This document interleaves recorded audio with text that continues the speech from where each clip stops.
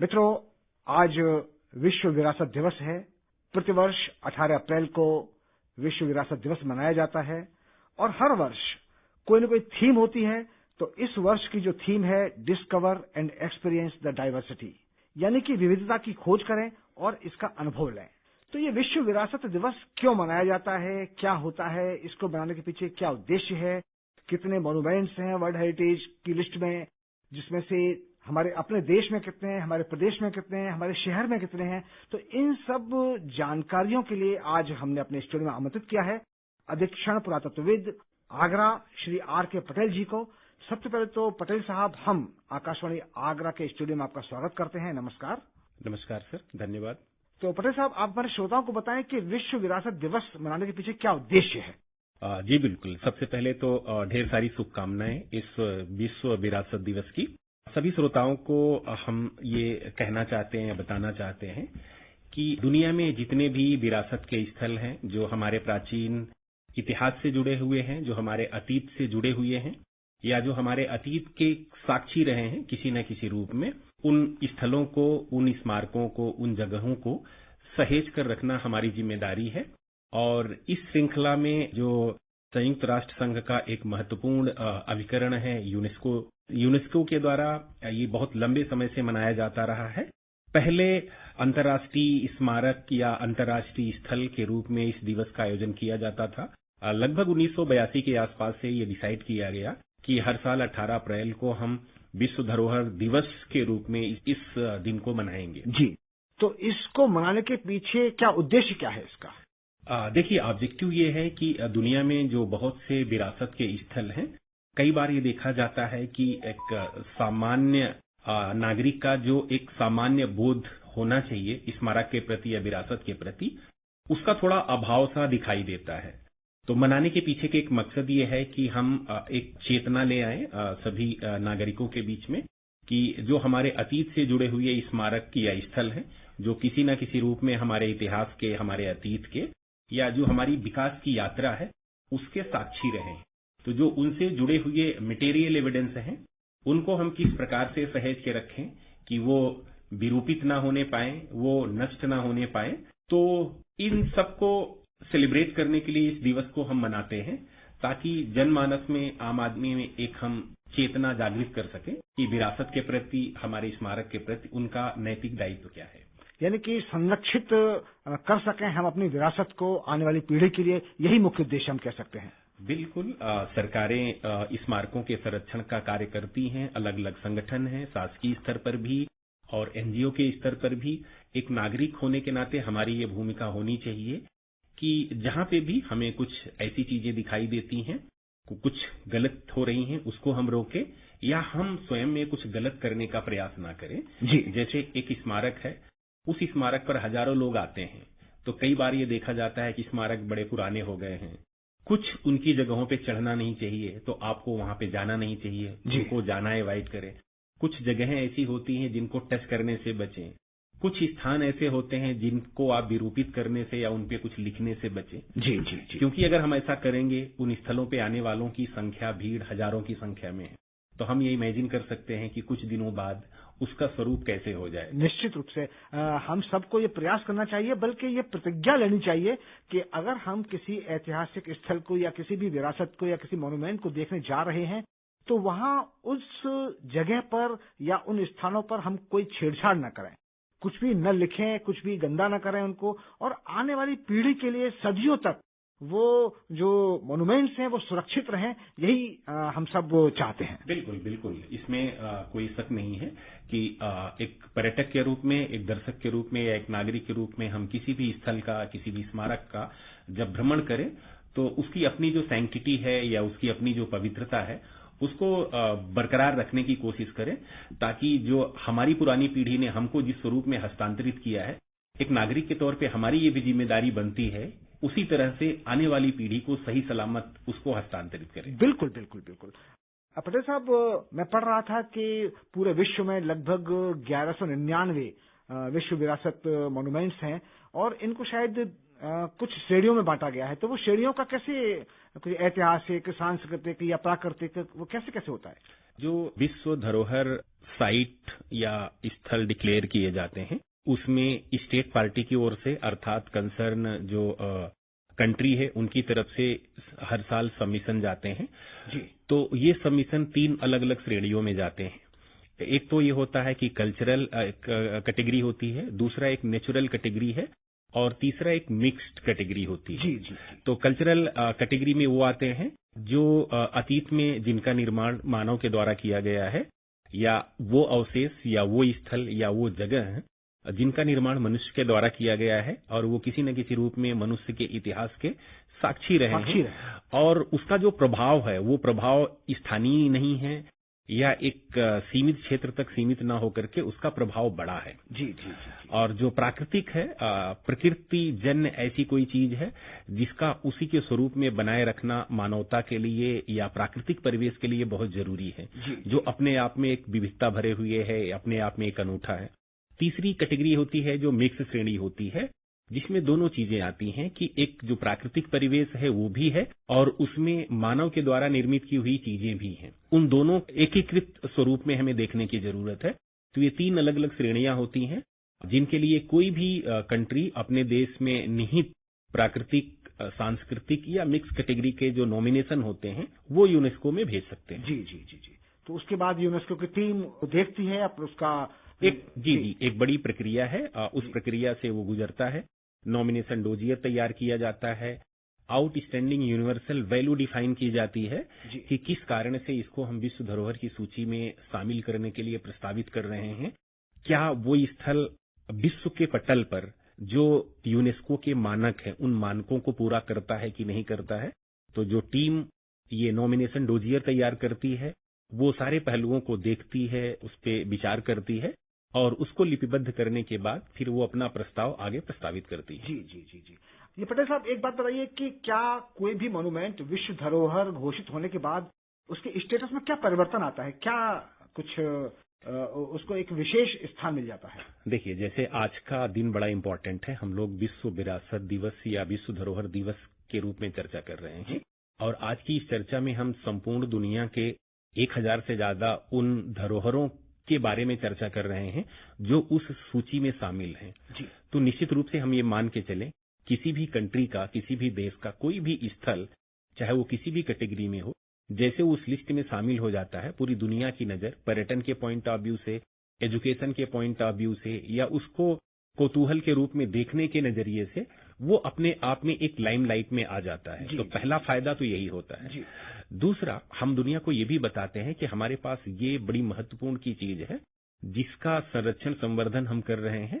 यदि उस संरक्षण संवर्धन में अंतर्राष्ट्रीय स्तर पर किसी तकनीक की, किसी और जानकारी जो अवेलेबल है उसका भी हम फायदा उठा सकें और वो जो जानकारी है उसको शामिल करते हुए हम उसको और बेहतर तरीके से संरक्षित और संवर्धित कर सकें। तो इसके अपने कई सारे फायदे हैं। जी पटेल साहब, मैं पढ़ रहा था, मैं देख रहा था कि जो 1199 जो वर्ल्ड हेरिटेज मॉन्यूमेंट्स हैं तो उनमें से सबसे ज्यादा जो संख्या है वो है इटली में और हमारा देश 6वें नंबर पर आता है और हमारे देश में 42 मॉन्यूमेंट हैं जो वर्ल्ड हेरिटेज की सूची में शामिल हैं। तो ये जो 42 मॉन्यूमेंट्स हैं इनके बारे में कुछ चर्चा करेंगे आप? निश्चित रूप से। इन 42 जो पूरे 42 मॉन्यूमेंट नहीं है, इसमें 42 में से ज्यादातर मॉन्यूमेंट हैं, लगभग 30 के आसपास की उनकी संख्या होगी। उसके बाद कुछ प्राकृतिक भी हैं और उसके अलावा कुछ मिक्स कैटेगरी में भी हैं। और जितने मॉन्यूमेंट हैं कल्चरल हैं उसमें से ज्यादातर एएसआई मेंटेन करता है, बट कुछ एक मॉन्यूमेंट ऐसे भी हैं जिनको एएसआई मेंटेन नहीं करता, जैसे मुंबई का शिवाजी टर्मिनल है या फिर बोध गया टेम्पल है, उनका मेंटेनेंस प्राइवेट उसमें है। बट एएसआई अगर कोई टेक्निकल गाइडेंस की रिक्वायरमेंट है तो हम वो प्रोवाइड करते हैं। लेकिन ज्यादातर जो स्मारक हैं उनकी देखभाल एएसआई के द्वारा की जाती है, खास करके जो विश्व धरोहर की श्रेणी में शामिल हैं। पटेल साहब, जब हम इंडिया की बात करते हैं तो निश्चित रूप से हम जहां बैठे हैं, आगरा में बैठे हैं, तो अपने प्रदेश की भी बात करें तो अगर हम अपने प्रदेश की बात करें तो हमारे प्रदेश में कितने मॉन्यूमेंट्स हैं जो वर्ल्ड हेरिटेज की सूची में शामिल हैं? बहुत महत्वपूर्ण प्रश्न है। हम जहां पे बैठे हैं यहीं पे 3 हैं। उत्तर प्रदेश में आज की स्थिति में 3 महत्वपूर्ण विश्व विरासत के स्थल हैं, जिसमें ताजमहल, फतेहपुर सीकरी और आगरा। यानी कि ये हमारे लिए गौरव की बात है। ये निश्चित रूप से गौरव की बात है।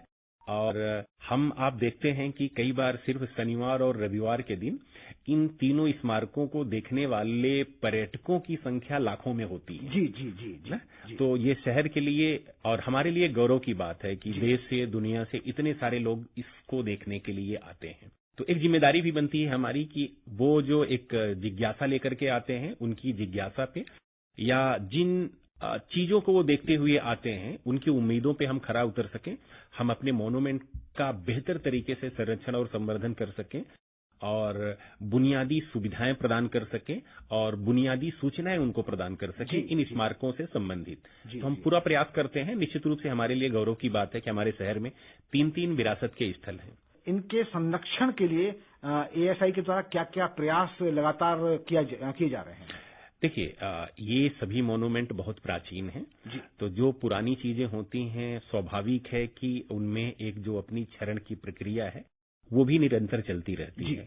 तो हमारा 2 प्रयास होता है। पहला प्रयास ये है कि जो चीजें खराब हो गई हैं या खराब हो रही हैं, तो जो खराब हो गई हैं उनका रिपेयर करें, जो खराब हो रही हैं उनके कारणों को जानें और उन कारण को मिनिमाइज करें। और तीसरा जो सबसे अहम है कि ऐसे कौन से प्रभाव हैं, प्रत्यक्ष या अप्रत्यक्ष रूप से, जो इन स्मारकों को फ्यूचर में नुकसान कर सकते हैं या प्रभावित कर सकते हैं। तो उन प्रभावों को भी कम करने की दिशा में हम निरंतर प्रयत्न करते रहते हैं। तो संरक्षण की अलग अलग टेक्निक्स, अलग अलग जो विधियां हैं, उनका हम इस्तेमाल करते हैं और इन सभी मोन्यूमेंट पे 12 महीने निरंतर कुछ न कुछ वर्क कार्य हम करते रहते हैं। हाँ, ये हम देखते हैं जब भी हम ताजमहल जाते हैं तो वहाँ कुछ न कुछ कार्य होता ही रहता है। अच्छा, एक जिज्ञासा होती है पर्यटकों में और सब लोगों में कि ताजमहल के संगमरमर का रंग, उसकी चमक लगातार यूं ही बरकरार बनी रहती है और बनी है वर्षों से, जबकि संगमरमर अपने समय के साथ साथ थोड़ा थोड़ा पीला पड़ जाता है, लेकिन ऐसा ताजमहल के साथ नहीं है।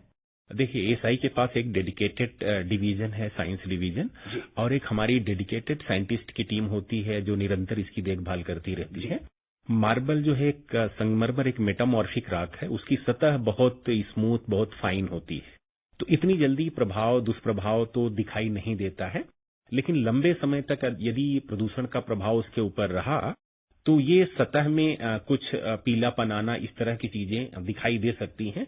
लेकिन वो भी अगर बहुत लंबे समय तक छोड़ दी जाए तभी वो किसी न किसी रूप में नुकसान करेंगी। यदि एक रेगुलर इंटरवल पे उसकी सफाई की जा रही है या उसको जस्ट साफ पानी से साफ कर दिया जा रहा है तो उसको बहुत इम्पैक्ट नहीं आता। जहां तक उसके दिन के अलग अलग समय पीलापन कुछ लोग पर्यटकों में भी होती है कि ताज जब देखिए तो अलग अलग तरीके से दिखाई देता है। तो उसकी जो डिजाइन है, उसकी जो प्लानिंग है, वो बड़ी खूबसूरत तरीके से की गई है। 4 बाग पैटर्न पे ही है, बट उस पैटर्न से थोड़ा सा हट करके जो स्मारक की संरचना की गई वो बिल्कुल नदी के किनारे पे की गई, ताकि पीछे की तरफ आकाश के साथ या स्काई के साथ जो मेन मार्बल स्ट्रक्चर है उसको देखा जा सके। तो जैसे जैसे सनलाइट में आपको इम्पैक्ट दिखाई देगा, सुबह के समय आपको अलग कलर दिखाई देगा because of light, because of reflection. शाम के समय हो सकता है वो ताज आपको अलग कलर का दिखाई दे। तो ये ताज की खूबसूरती है। जी जी जी जी जी। तो आगरा में 3 साइट होने के बावजूद भी मैं पढ़ रहा था कि भारत का जो एकमात्र हेरिटेज सिटी है वो अहमदाबाद है। आगरा को भी हेरिटेज सिटी बनाने की ओर कुछ प्रयास चल रहा है क्या आपके विभाग की ओर से? विभाग की तरफ से नहीं, इसमें माननीय सर्वोच्च न्यायालय का पहले का एक आदेश भी है, जिसमें माननीय न्यायालय ने आदेशित किया था कि जो एजेंसियां हैं उनको एक्सप्लोर करना चाहिए कि क्या एक पॉसिबिलिटी हो सकती है कि जो ओल्ड सिटी है उसको हम वर्ल्ड हेरिटेज के लिए नॉमिनेट कर सकते हैं। तो यहाँ पे जो एजेंसीज हैं उस पे कार्य कर रही, काफी समय से कार्य कर रही हैं। अभी एग्जैक्ट अद्यतन स्थिति क्या है मैं बहुत उससे अवेयर नहीं हूं, लेकिन इस दिशा में पहले से भी कार्य चल रहा है।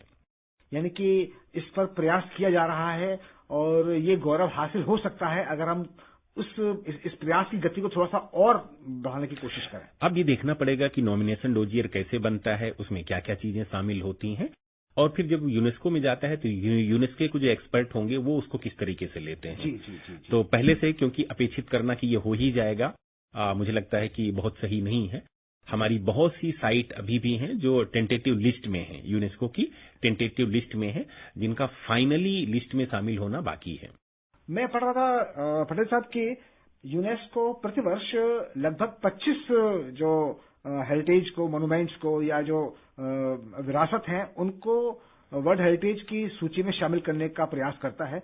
तो क्या इस सूची में हमारे देश के जो मोन्यूमेंट्स हैं या जो भी कुछ साइट्स हैं उनकी संख्या और बढ़ सकती है? निश्चित रूप से बढ़ सकती है और पिछले विगत कुछ वर्षों में या दशकों में संख्या बढ़ी है। जैसे पिछले साल ही हमारे 2 स्मारक जो है विश्व धरोहर की सूची में शामिल हुए हैं। एक वेस्ट बंगाल में है और एक आई थिंक तेलंगाना में है, रामप्पा टेम्पल। सो ये शामिल हो सकता है और लगभग जो सदस्य देश हैं या जो दूसरे कंट्रीज हैं वो एक से अधिक मोन्यूमेंट भी प्रस्तावित कर सकते हैं। अच्छा। ठीक है ना, सबको बराबर मौका दिया जाता है कि वो अपने मोन्यूमेंट प्रस्तावित करें। लेकिन जो यूनेस्को की टीम है वो ये देखती है कि उसका जो आउटस्टैंडिंग यूनिवर्सल वैल्यू है वो क्या है, मैनेजमेंट मॉड्यूल क्या है, कैसे वो कंट्री बाकी के स्मारकों का संरक्षण या रखरखाव कर रहे हैं। तो ये बहुत सारे पैरामीटर्स हैं, बहुत सारे पहलू हैं जिनको देखते हुए ये जो यूनेस्को की टीम होती है वो रिकमेंड करती है, क्योंकि उसके भी अलग अलग, उसमें जो अलग अलग कमेटियां होती हैं उन कमेटियों में अलग अलग देशों के सदस्य शामिल होते हैं। तो वो लोगों का जो रिकमेंडेशन है उसके आधार पे फाइनली कौन सा मोन्यूमेंट वर्ल्ड हेरिटेज होगा, कौन सा नहीं होगा, ये डिसाइड होता है। ये जो अभी आपने चर्चा की थी कि हमारे यहाँ जो भी विश्व धरोहर हैं उनमें से लगभग 34 विश्व धरोहर तो सांस्कृतिक धरोहर की श्रेणी में है और 7 जो धरोहर हैं वो प्राकृतिक धरोहर की श्रेणी में है और जो मिक्स्ड धरोहर की श्रेणी में है केवल 1 है, वो शायद कंचनजंगा। तो उसके बारे में कुछ बताएंगे क्या? नहीं, मैं बहुत उसके बारे में तो अभी समय मुझे जानकारी नहीं, क्योंकि वो थोड़ा सा कल्चरल से हट करके है जी। और मोन्यूमेंट से हमारे जुड़ा हुआ नहीं है, तो मैंने उसके बारे में बहुत ज्यादा जानकारी तो नहीं है जो मैं दे पाऊं अभी आपको। तो मैं उसके लिए खेद प्रकट करता हूं कि मेरे पास विस्तृत जानकारी नहीं है, खास करके कंचनजंगा के कल्चरल प्रॉपर्टी में शामिल होने की। पटेल साहब, एक समय में जो केवल जो आगरा का जो सेंटर है, ये पुरातत्व जो सेंटर है, केवल एक वही हुआ करता था यूपी में। तो अब उत्तर प्रदेश में ऐसे कितने जो कार्यालय हैं जो इन धरोहरों का संरक्षण और संवर्धन करते हैं?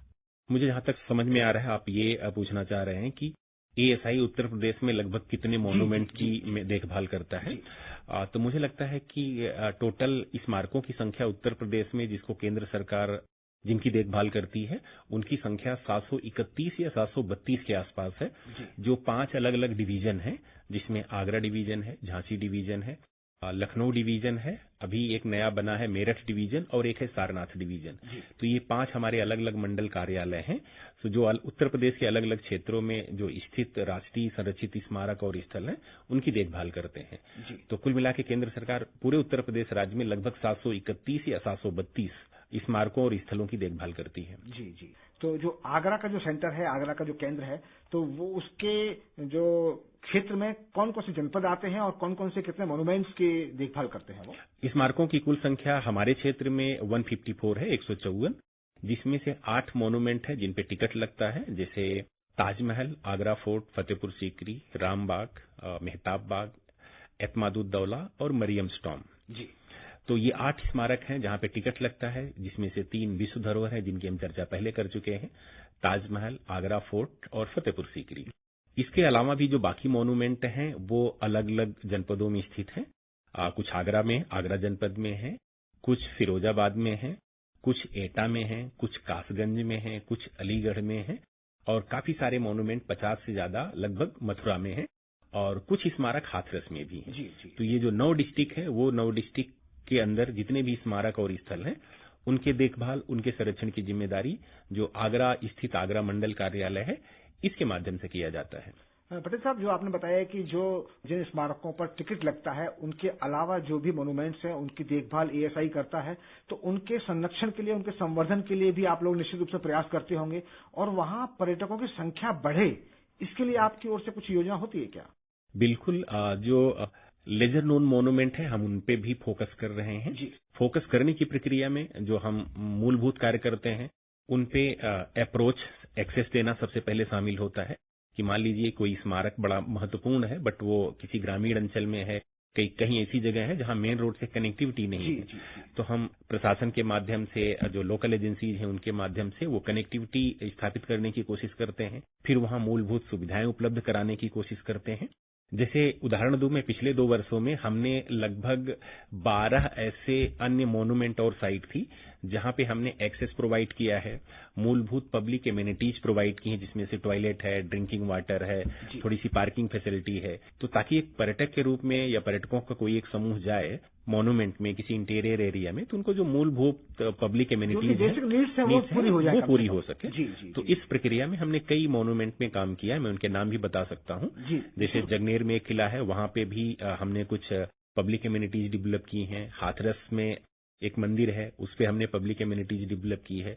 वृंदावन में हमारे 2 महत्वपूर्ण मंदिर हैं, मदन मोहन गोविंद, वहां पे हमने पब्लिक एमिनिटीज डेवलप की है। रापरी में एक मॉन्यूमेंट समूह है, वहां पे हमने पब्लिक एमिनिटीज डेवलप की है। और सोरो में एक सीताराम जी टेम्पल है, वहां पे भी हमने पब्लिक एमिनिटीज डेवलप की है, बट फंक्शनल होना भी उसका बाकी है। आपकी ओर से ये प्रयास किया जाता है कि जो भी लेसर नोन मॉन्यूमेंट हैं उन पर भी फोकस किया जाए और उनको भी जो पर्यटकों की जो मतलब वहां उनकी आवाजाही हो सके।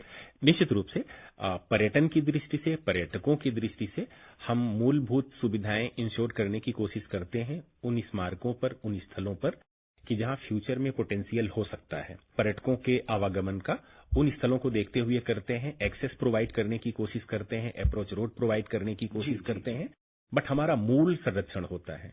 हमारे मूल में संरक्षण है, तो संरक्षण के लिए हम उसी शिद्दत से काम करते हैं जैसा हम विश्व धरोहर स्थल पे कर रहे हैं। वैसा ही एक इंटीरियर में एक छोटी सी साइट या मॉन्यूमेंट है, उस पे भी हम उसी शिद्दत से काम करते हैं। बहुत खूब, बहुत खूब। पटेल साहब, यहाँ पर एक जिज्ञासा हमारी होती है कि हम आए दिन देखते हैं, पढ़ते हैं पेपर्स में या चैनल्स पर देखते हैं कि कई बार कुछ लोग अतिक्रमण कर लेते हैं जो हमारी धरोहर हैं, जो हमारे मॉन्यूमेंट्स हैं, जो लेसर नोन मॉन्यूमेंट्स हैं, उन पर ध्यान कम जाता है लोगों का या प्रशासन का या आपके विभाग का, तो वहां अतिक्रमण की संभावना बहुत ज्यादा हो जाती है। तो ऐसी स्थिति में आप क्या करते हैं? देखिए, पहला प्रयास तो हमारा यह है कि जितने भी हमारे पास स्थल या स्मारक हैं, हम सबसे पहले उनके एरिया को डिमार्केट करें, उनको फेंस करें।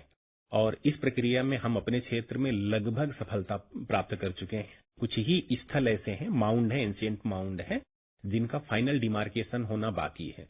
तो ऐसे स्थलों पे इंक्रोचमेंट की संभावना हो सकती है, लेकिन हमारे लगभग सभी स्मारक पे, सभी स्थल पे हमारी तैनाती होती है किसी न किसी स्टाफ की।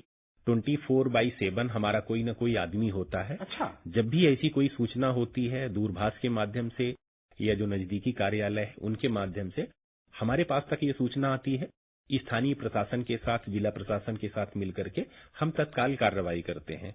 तो फिलहाल पिछले कुछ सालों में नई इंक्रोचमेंट की कोई घटनाएं, कम से कम आगरा के संदर्भ में जो मॉन्यूमेंट है उनमें कोई नया इंक्रोचमेंट प्रकाश में नहीं आया है। हाँ, 100 मीटर और 200 मीटर में जो इलीगल या अनऑथराइज कंस्ट्रक्शन होते हैं उस पे भी हम रेगुलर जो एक्ट में प्रोविजन है उसके हिसाब से कार्रवाई करते हैं, और उसमें जितनी भी कार्रवाइयां होती हैं वो पब्लिक डोमेन में है। निश्चित रूप से ये तो बहुत ही अच्छी बात है। और हम भी अपने श्रोताओं से ये निवेदन करना चाहेंगे कि अगर उनके आसपास कोई भी मॉन्यूमेंट है तो न तो अतिक्रमण करें और न अतिक्रमण होने दें। अगर ऐसी कोई स्थिति आती है, अगर आपके संज्ञान में ऐसा कुछ आता है, तो निश्चित रूप से पास के जो भी एएसआई कार्यालय है या आपका नियर बाई थाना है, वहां आप ये सूचना दे सकते हैं और इसमें अपना योगदान दे सकते हैं। जी बिल्कुल, निश्चित रूप से जो भी एजेंसियां होती हैं, चाहे वो एएसआई हो या संबंधित राज्य का जो पुरातत्व विभाग होता है, वो एक कस्टोडियन है। ये प्रॉपर्टी हमारे देश की प्रॉपर्टी है, हमारी प्रॉपर्टी है, हमारी आपकी प्रॉपर्टी है। तो जितनी इन एजेंसियों की जिम्मेदारी है, एक नागरिक के तौर पे हमारी आपकी भी जिम्मेदारी है बिल्कुल, बिल्कुल, कि हम उसकी सुरक्षा करें। यदि कोई व्यक्ति नुकसान करने की कोशिश करता है तो हम उसको रोकें या उसको वैसा ना करने दें। कई बार ये भी होता है कि हम खुद जाने अनजाने में कुछ ऐसी चीजें कर जाते हैं जो हमें पता नहीं होती, हमारा कोई इंटेंशन नहीं होता, लेकिन वो चीजें नुकसान कर जाती हैं। तो इसके लिए हम time to time awareness programme करते हैं। जैसे आज के ही दिन हम बहुत सारे मॉन्यूमेंट में अलग अलग स्कूल स्टूडेंट के साथ, जो पब्लिक आ जा रही है उनके साथ हम अलग अलग अवेयरनेस कार्यक्रम करते रहते हैं, उनसे बात करते हैं, उनसे कम्युनिकेट करते हैं। जैसे आज के दिन सारे मॉन्यूमेंट जहां टिकट लगता है इसीलिए पर्यटकों के लिए फ्री किए गए हैं कि जो भी पर्यटक वहां जा रहे हैं, जो भी वहां पे भ्रमण कर रहे हैं, उनमें ये बोध हो सके कि हमारी विरासत कितनी इंपॉर्टेंट है। एक नागरिक के तौर पे हमारी भी जिम्मेदारी है इसको बनाए रखने के लिए, इसको बचाए रखने की। जैसी है उसको बनाए रखें, उसको और अधिक खूबसूरत बनाने में अपना योगदान दें। बिल्कुल बिल्कुल बिल्कुल बिल्कुल। तो आज के मौके पर और कुछ कहना चाहेंगे पटेल साहब हमारे अपने श्रोताओं से, या और कुछ स्मारकों के बारे में, अपनी विरासत के बारे में? ज्यादा तो नहीं, बस यही आग्रह करना चाहूंगा कि हमारे देश में बहुत विविधता है जो यूनेस्को की थीम है, हम उस पे पूरी तरह खड़े उतरते हैं। विरासत का भंडार है। किसी ग्रामीण अंचल में चले जाइए, किसी तहसील प्लेस पे चले जाइए, किसी शहर में चले जाइए, प्राचीन माउंड आपको दिख जाएंगे, अलग अलग कालों के स्मारकों के अवशेष दिख जाएंगे। सो वो हमारी विरासत का हिस्सा है। एक नागरिक के तौर पे, देश के नागरिक होने के नाते हमारी आपकी ये जिम्मेदारी है कि हम उसके संरक्षण संवर्धन में अपना योगदान दें, ताकि जो भी एजेंसियां उनकी देखभाल कर रही हैं उनको एक संबल मिल सके, वो और बेहतर तरीके से अपने क्षेत्र में काम कर सकें। जी जी जी जी। तो हम भी यही आग्रह करना चाहेंगे अपने श्रोताओं से कि अगर आपके आसपास ऐसी कोई विरासत है तो उसके संरक्षण में अपना योगदान दें और आगे आने वाली पीढ़ियों तक ये इतिहास, हमारी सांस्कृतिक धरोहर की जानकारी पहुंचती रहे और पहुंचे, तो ये हमारा अपना दायित्व है। और पटेल साहब, आप हमारे स्टूडियो में पधारे, आपने विश्व विरासत दिवस के अवसर पर आपने हमारे जो मॉन्यूमेंट्स हैं उनके बारे में बहुत अच्छी जानकारी दी हमारे श्रोताओं को। आपका बहुत बहुत आभार, बहुत बहुत धन्यवाद। धन्यवाद।